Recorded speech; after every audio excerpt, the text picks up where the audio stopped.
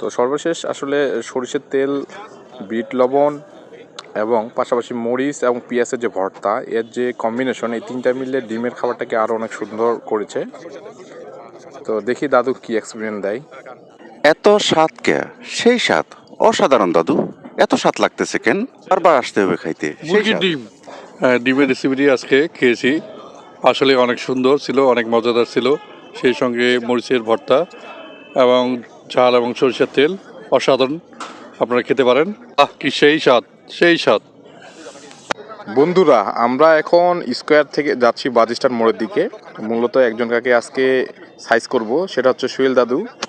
উনি অনেক কান্নাকাটি করে, একটা খাবার খাওয়াইতে গেলে অনেক কান্নাকাটি করে। তো ওনাকে আমরা অনেক মানে দোয়া মাহফিলের কথা বলে তাকে যেভাবে প্রসেসিংয়ে নিয়ে আসি। তো এনিহাও উনি আমাদেরকে 15 টাকা বাজেটের ডিম খাওয়াইতে চাইছিল। গিয়ে দেখি আমরা ডিম